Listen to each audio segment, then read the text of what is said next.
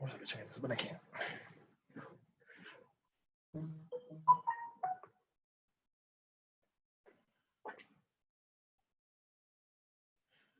Good afternoon.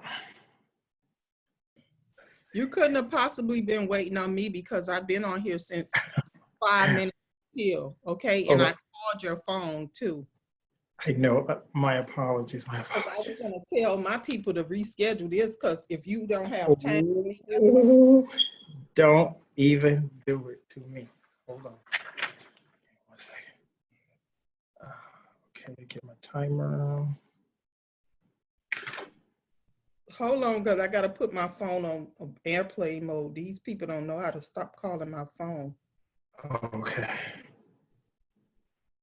Okay.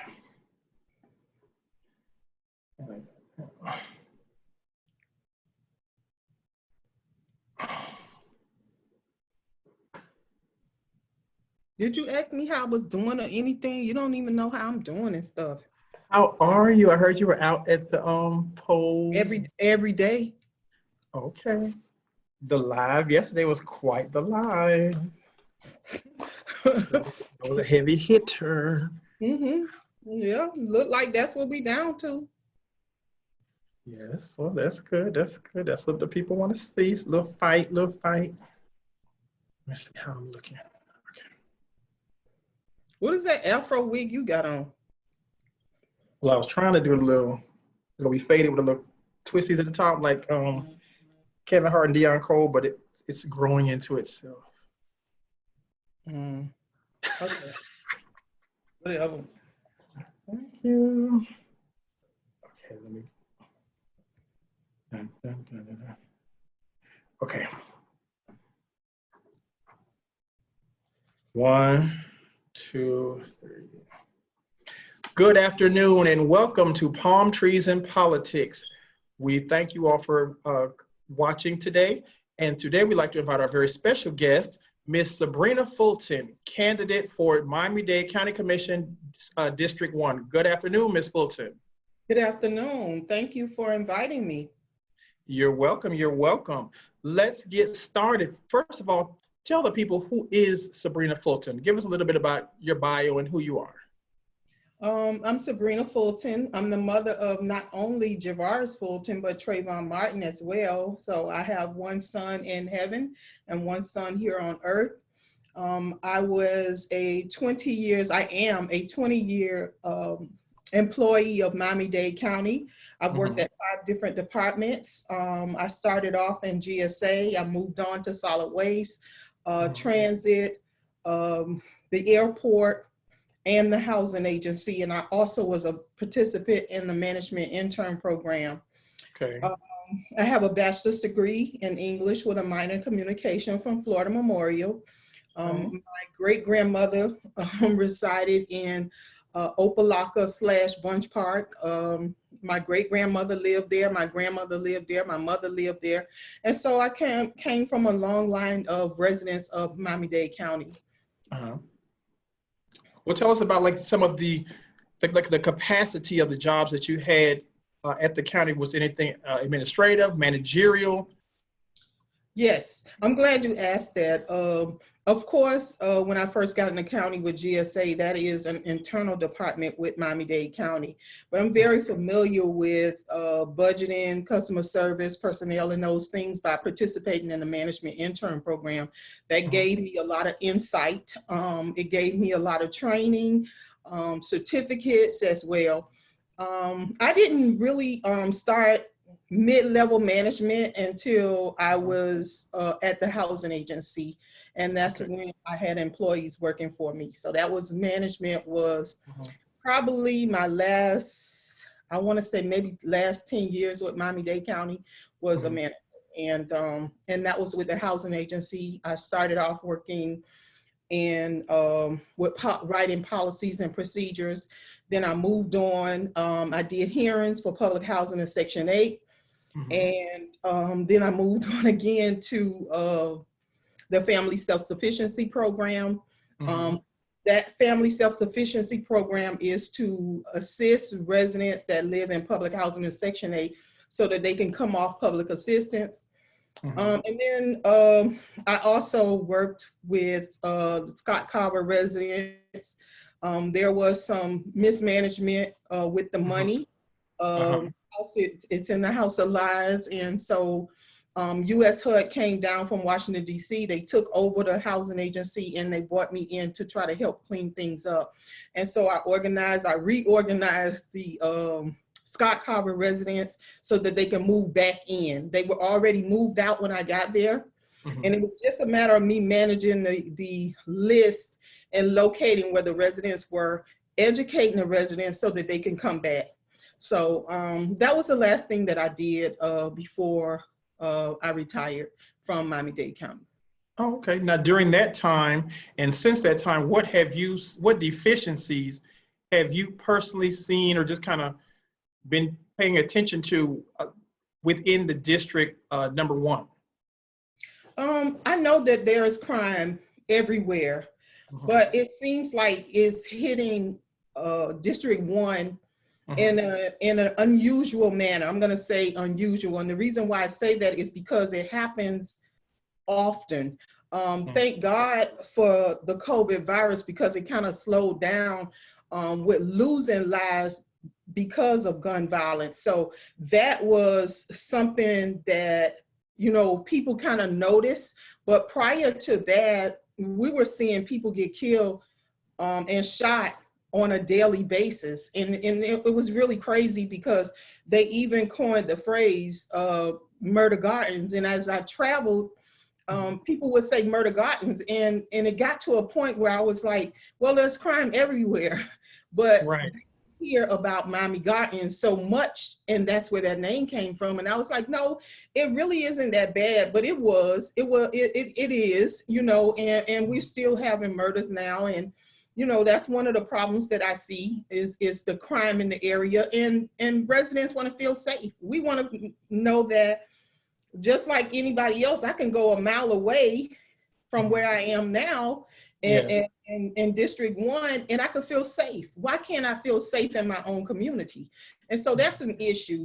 We dance around everything. We talk about all the nice buildings that we have, and they talk about the stadium, and they talk about different events and this, that, and the other. But if you're not feeling safe in your own community, that's a problem. If you're not feeling safe at home, that's a problem. And so that's what I noticed right away, that definitely is a deficiency. Well, safety is definitely paramount. And like you said, I mean, how can you really feel comfortable in your neighborhood if you don't feel safe?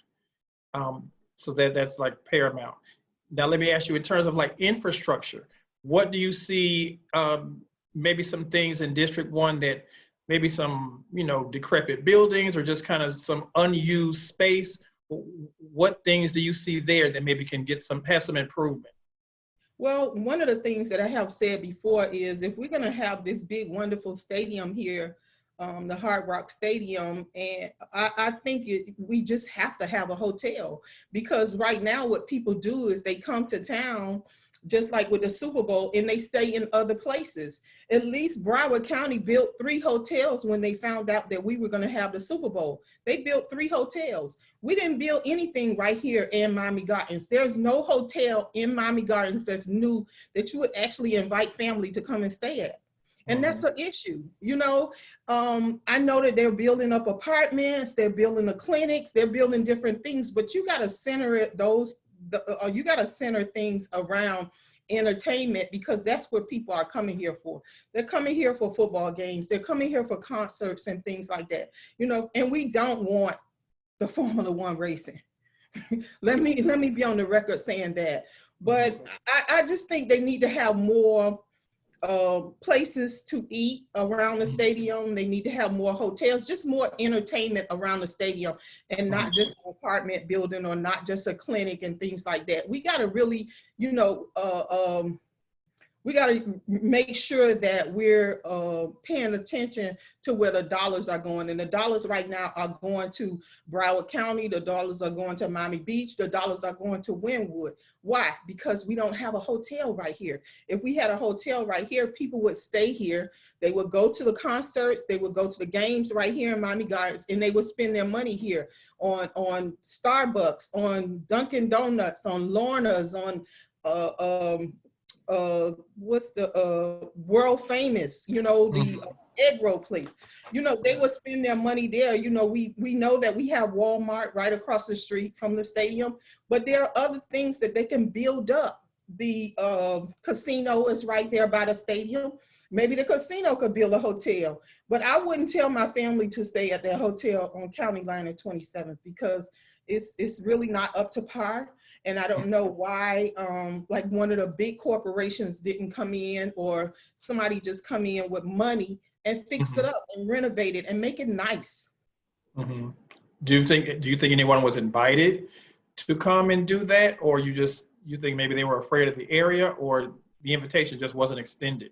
Well, I don't think it's appealing right now because, of the crime and the things that are happening in the area. I think once we get a hold of the crime and then we get a hold of the COVID virus, Yes. I think the tourists will come back. I think everybody will come back and we'll be functioning again. But right now, I don't think people are really interested in, building hotels and things here until we get this crime reform right, until we get this police reform right. And then I think they definitely will come back because this is a beautiful city. People love coming to Miami. They love the beaches. They love all the things that's here, the weather, everything is good here. Different foods and different people and things like that. I think people really love coming here. But you're not gonna come if the crime is so high that you can't enjoy yourself. You have to worry about being robbed, or you have to worry about somebody stealing your vehicle and stuff like that. People are not going to come to an area like that. That's very true. Well, now let me ask you, why do you think there's such a crime rate? Do you think it's because maybe, I won't say they're all, young people perpetrating these crimes, but the people who do perpetrate them, do you think that there's a lack of activities within the city for them, or not the city, but in the district, just things for them to do, any educational programming? Do you think there's any of that that needs to be instituted or ramped up to give them options to occupy their time? I really think it's a couple things. I think the young people are not really knowledgeable about how impactful gun violence is. And that's why we have a lot of young people, like 14-year-old kids that's shooting each other, playing with guns. They don't understand the value of a life. And so we have to educate our young people, and we have to start early. We can't continue to wait until somebody is shot and killed and then you're going to the scene. We got to do some type of preventive measures, and we're not doing that. We're not doing that enough. Because you can always say, somebody can say, okay, well, I did a program 3 years ago. Well, we're not doing enough on that.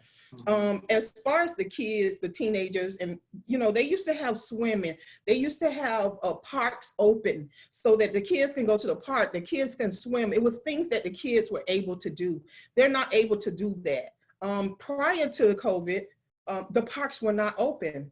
And so we got to make sure we have the football, we have the cheerleading, we have soccer. We have to have activities for these kids to participate in, for the young kids. That's one issue. The other issue is, I believe that we have an issue with retaliation, and we have to find out what the problem is. And I think everybody dances around it and they're not addressing the issue. I've seen in New York where they get the OGs and they get all the shooters and killers and the people who committed crimes and things, and they've gotten out of jail, and they bring them together and they listen to them. And I think that's another problem, is we don't listen to the residents. We need to listen to them so we know what's going on. We have to have a person on the ground so we know what's going on, so we can get a handle on this thing so that our own residents are not afraid. And then lastly, I think what we need to do is bridge the gap between law enforcement and the residents. My dad was a city of Miami police officer. He retired, and your dad was too. Yes, yes, yes, Metro Dade. So you understand the value of him putting his key in the door and him coming home every day in the evening. You understand the value of that, and so do I. But I think that we need to do more so that we can give the good cops an outlet so that they can let us know what we should be doing in order to address the issue with the bad cops. We're not addressing that issue with the bad cops. We're just saying, oh, well, some good cops and there's some bad cops. Oh, it's some good apples and bad apples. I'm not calling them apples anymore. They're bad cops. And we need to decide, we need to come up with a plan. What are we going to do with the bad police officers? We need to address that issue head on. Everybody dances around it. They don't want to address it. But in order for you to make positive change, you have to address the issue. You have to sit and be real about what's going on. We know what the problem is. Now we need to address it. Well, that's a great segue. Well, I was going to say that's a great segue to one of my future questions. I was going to ask, what do you feel about the civilian investigative panel that Rodney Jacobs and those from City of Miami who already have one, try to bring it to Miami-Dade County. The commission, it passed, but not enough to be veto-proof. And then the mayor turned around and vetoed it. What do you think was the motive behind that? We need a civilian review panel. We definitely need something where the residents are participating in what's going on in their own community. Police officers don't always know what's going on in the community. They're working, and when they get off from work, they go home. And they may live in the district and they may not live in the district, but the residents live in the district. They know what's going on. Their ear is to the ground. That's true. So we got to have something. We have to have something in place. But a lot of times people don't want checks and balances. They don't want you to be able to know when somebody is doing something that's out of their policies and procedures. They don't want you to know. And so that's one of the reasons why they keep getting away. Why wouldn't you want things to be accountable and things to be crystal clear? See, you have to address things head on. A lot of people don't like to do that.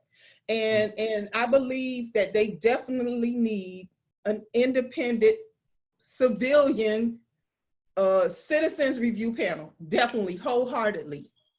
So as an elected official, would you be willing to bring that back to the table again to, maybe just kind of finesse it a little bit, but just to get it so that everybody understands the importance of it, the relevance of it, and to bring it back up for another vote? Definitely, I'm for that. Yeah, because I think it came close, but again, the mayor vetoed it for whatever reason, and now they're kind of back to square one. Which also, I want to ask you, talking about the different things that can prevent all these things from happening and occupying these people's time to give them something else to do. In terms of community-based organizations within the district, what is your position on, increasing funding for like organizations that mentor youth, that, offer trades, that do different things to kind of give young adults, veterans, ex-offenders, give them some hope, give them something else to look at or something to offer them something different?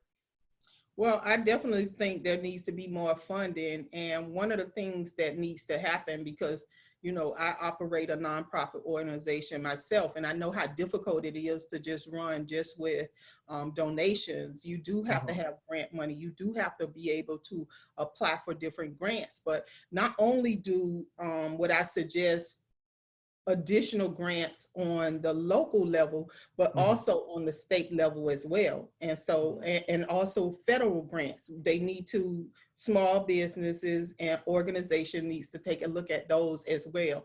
Because sometimes we limit ourselves to just what's here in Miami, and there might be other additional funding that you can add to that. You can also apply for Miami-Dade County funds, but in grant.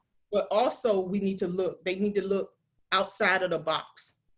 Because now, what do you think about, as you know, several organizations try to vie for the same grant money. Same dollars, correct. And they pretty much pick and choose or give it to the ones that they've been giving it to, which leaves out people who are just coming on, and they might be doing good work, you know, and they might be work that will help our young people or help homeless or help the elderly, but they don't get the opportunities that some people get. And so we got to just make sure we look at that and we're reviewing that.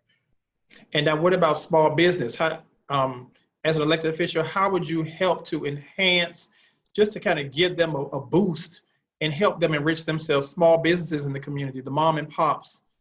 I have definitely talked to a lot of small businesses, minority-owned businesses, and I feel their pain. And I just don't think they get a break. I don't think, you know, a lot of people always say, politicians always say, they need more knowledge. They need more training. I don't believe they need more training, and I don't believe they need more knowledge. They are very knowledgeable about their field, and it's just that they're not given the opportunity. It seems in certain districts that the people with the most money continue to get the big grants, and they're not looking out for minority and small businesses and women-owned businesses. They're not looking out for the smaller business. They're only looking at the big businesses, and they don't need additional training. They need opportunity. And even with the contracts that Miami-Dade County has, they need to debundle some of those contracts so it's not so weighed down with just big businesses. Give the little companies an opportunity to get some of those things and work in their own community too. I'm definitely for that.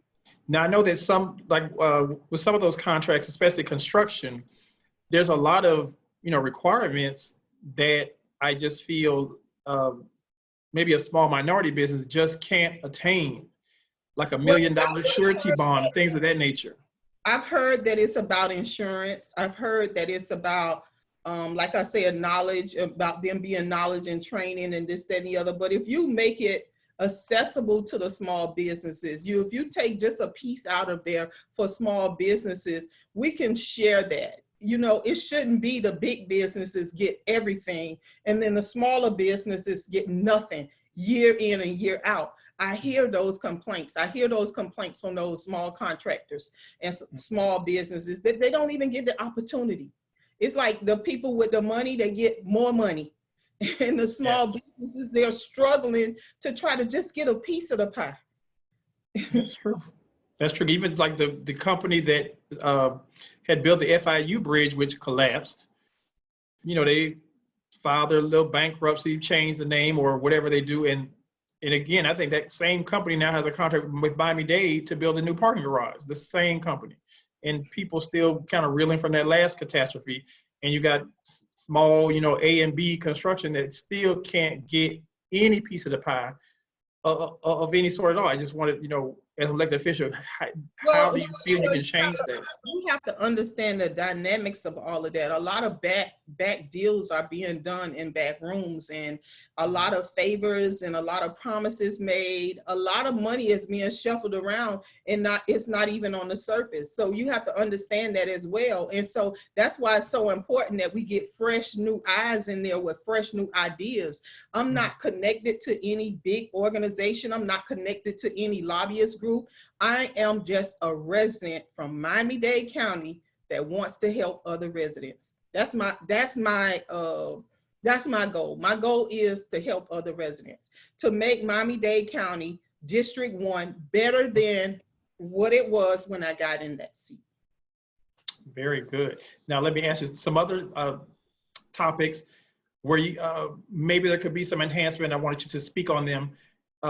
Services to the elderly, services to the veterans, and transportation services for those groups, as well as just residents of District 1 in general. Can you speak to maybe how you feel those services are being addressed now, and how can they be enhanced? Well, first of all, I would have to look at where the cuts were made, because I heard that there were several cuts, not only with our youth, but with our elderly as well. And I need to see what programs that we have already in place for veterans, or if we have anything in place. place. You know, Right. Miami-Dade County has the Community Action Agency, which helps the little kids, you know, Mhm. the pre-K kids, the little kids. They also have funds that help the elderly, and they do some other things. I need to see where those cuts were made so that I can Mhm. see if we need to reallocate that money back to Mhm. CAA if our residents need those services. We just have to make sure that we're providing those services for those residents.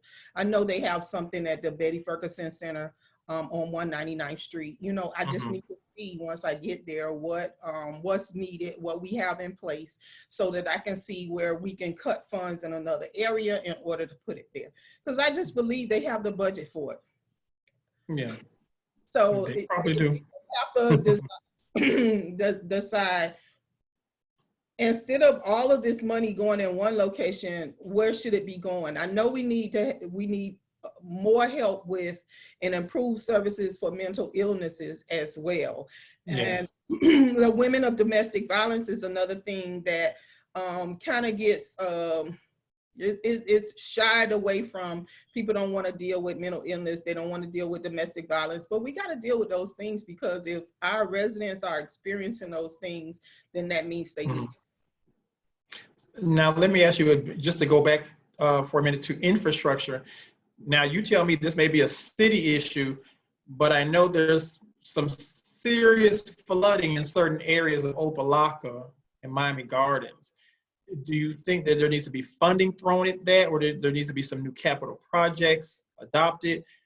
You know, what do you think needs to be done to kind of improve those issues? I think, again, that they need to, if they need to reallocate money to have those fixed, I don't think anybody should have a problem with flooding. I think, like right now, I've seen in Opelika, they literally have to leave their car there and walk home. Whether it's a house or apartment, you have to walk home because your car is going to be flooded out. That's not a safe thing. That's not safe for the residents. You know, Mhm. it diminishes your life, and it diminishes your lifestyle. And it's just like, why is this area right 2 blocks down? They don't have a problem with flooding. So Right. if it's about old pipes, then we need to fix them. If it's Mhm. about the drainage or whatever the issue is, we need to fix it. We shouldn't go year in and year out. I understand they have an issue in Opelika with the flooding. They have a problem with the finances, and you know that's why they got all the new administration in there. And we just need to. It takes time. It took time for them to get in that situation in Opelika. It's going to take time for them to get out. But I definitely would work with that area to make sure Mhm. that there is no flooding. I mean, it just it's simple. That's simple. You can't have people not being able to go home. Well, that's true. That is very true. I also want to mention that this again might be a city issue, not necessarily a district issue. You know, people are always complaining on that end of town about red light cameras. Do you feel that, and knowing that a lot of other areas have canceled them, but that particular section of towns tends to still keep them rolling? What are your thoughts on that? I have mentioned this before. I think that it's very unfair to residents Mhm. to have a red light camera during a pandemic. Mhm. I think that the, anybody that received a ticket, it should have been relaxed. They should not be giving out tickets during this time. People are stressing because they don't have a job. They're stressing because they don't have food to eat. They're stressing because they may be losing their house, or they may be losing their apartment. They're stressing. Their kids are at home. They're not going to school. There are things people are stressing about. You mean to tell me that that couldn't be relaxed during the time that we're in a pandemic? We're in a crisis right now. Why would anybody be given a ticket because you ran a red light? I don't agree with red lights. I don't agree with that anyway. But during this time, I think it's very insensitive. And I think anybody who received the ticket, they need to dispute it. Yeah, because they, like I said before, a lot of municipalities have canceled them, and it just seems like just a few pockets, mostly in that end of town, Are you, have continued to. issue those red light camera tickets. Are you saying District 1? Yes, within District 1. I'm saying a lot of other areas outside of District 1 don't use them anymore. But I see that kind of certain pockets within that district still utilize them and still charge people. And, people are always complaining about those things. Absolutely. I kind of have to answer to that before I ask. Yes, definitely. It's very sensitive to, yes. To have red light cameras during this time. We are in a crisis, and a lot of times, here again, we're talking about money. When you're talking about red light cameras, you're talking about money. You're talking about revenue to the city, as opposed to thinking about the person that you're actually sending this ticket to. Right. You gotta always put people before profit. It's not all about who can make the most money and who can, because if everybody is safe, everybody is working, everybody is comfortable in their community, then they're gonna spend money in their community.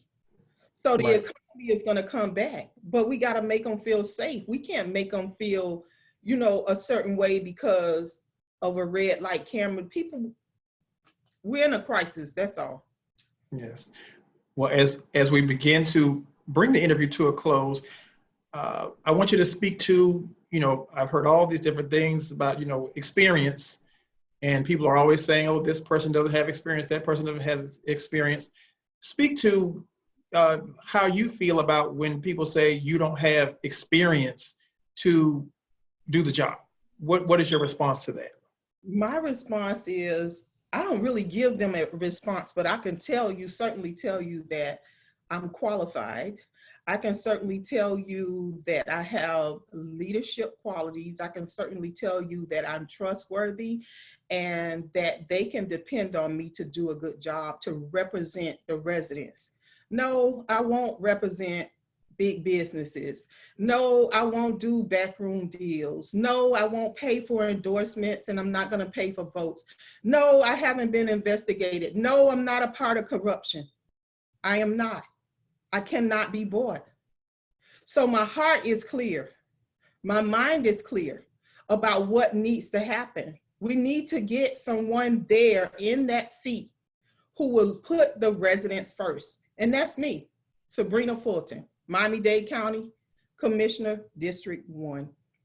Now, my final question is, tell the voters watching why they should vote for you, Sybrina Fulton, for Miami-Dade County Commission, District 1. I just did. Well, tell us again. That was more speaking to the experience, but just give us like a two-liner why you should get out there and vote for me. Okay.